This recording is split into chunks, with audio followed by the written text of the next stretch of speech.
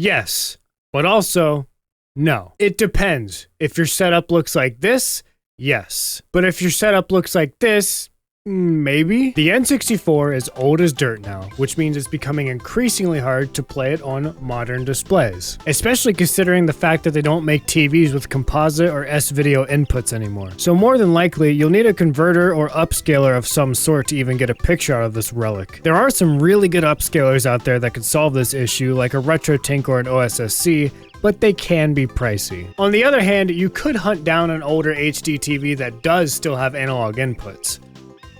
Or you could get a 100+ pound monster like this. I mean, N64 games were literally designed to play on these displays. It's got that nice CRT glow and the natural anti-aliasing that kind of blurs everything together and makes these games look really nice.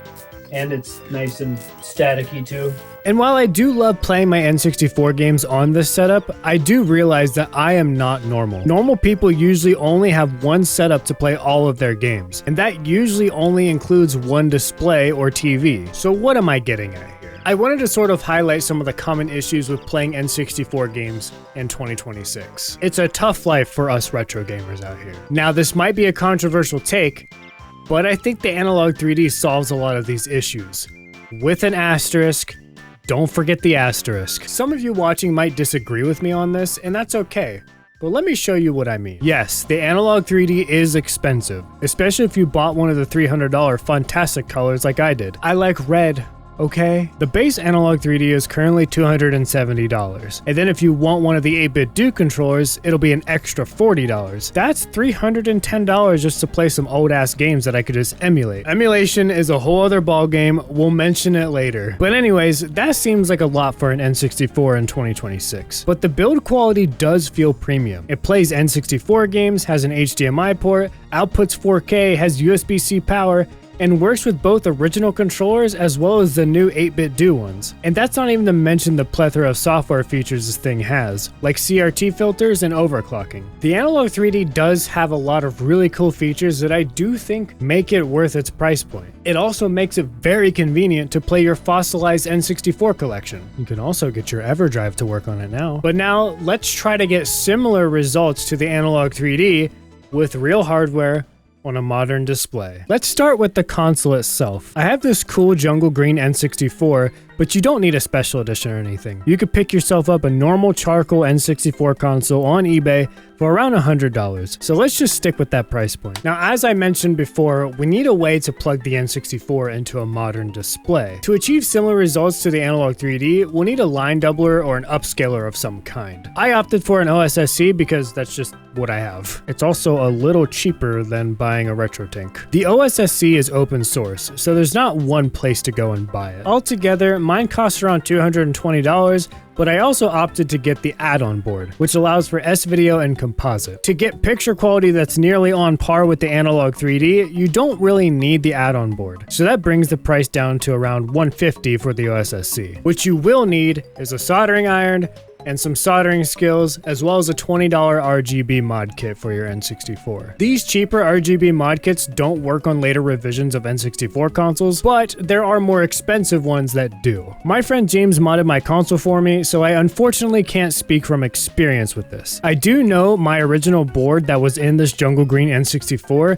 had to be swapped since it was too new for the basic RGB mod. With that being said, we're roughly almost up to the price of the Analogue 3D, and we haven't even talked about wireless controllers yet. Sure, you could still use your original ones, but the Analogue 3D supports wireless controllers. So the solution for this is the Blue Retro N64 controller adapter. It plugs right into the front of the console, and you can hook up not only 8-bit Do's N64 controllers, but pretty much any Bluetooth controller under the sun. Even Nintendo's official N64 NSO controller. The best part, it's only around $25. So let's sum up the final price to play N64 games with a similar experience to the Analogue 3D. We need $100 for the console, $150 for the OSSC, $20 for the RGB mod, $25 for the Blue Retro adapter, And we'll just throw in an extra $40 for an 8-bit Do N64 controller, since we're trying to stick to that experience. That comes out to about $335, give or take. Keep in mind this is a rough estimate, and you don't really need all these fancy things to play N64 games. But we're trying to get an experience equivalent to using the Analogue 3D, and with actual hardware,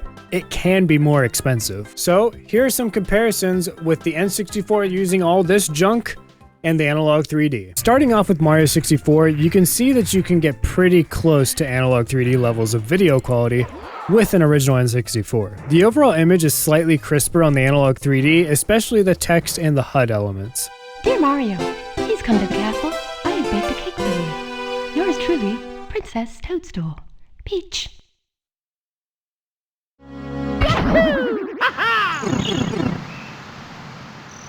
Moving over to Ocarina of Time, it looks pretty damn close. You have to really look at the screen to be able to tell the difference. There is a slight difference in color here though.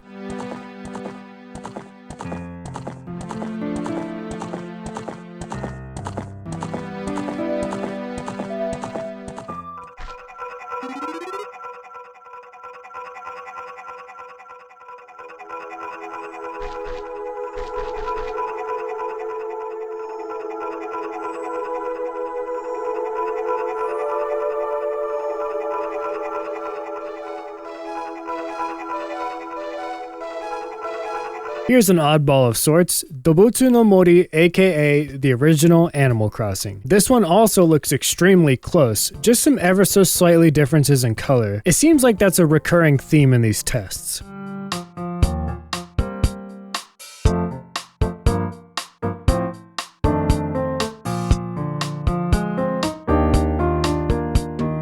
Mario 64 definitely has the most differences here, even if they are subtle. You'll notice that the N64 has deeper, darker colors, while the Analogue 3D is brighter. Then going into the actual in-game demo, you can start to really notice the timing difference on the Analogue 3D. I don't know the exact numbers, but the Analogue 3D is definitely a little bit faster. I tried to line up the Analogue 3D and the original 64 footage, and the 64 footage would always slightly fall behind, which kind of sucks, especially if you're a speedrunner. Most categories in N64 games don't allow Analogue 3D because it's not cycle accurate. So yeah, the Analogue 3D is a pretty cool and convenient way to play your N64 games, especially now because they're actually readily available. You can go buy it right now as of recording this video. It could very well change in the future, but with a bit more work and money, you can get your original N64 looking almost as good as an Analogue 3D. Of course, you don't get the bells and whistles like the overclocking and stuff like that, but if you're playing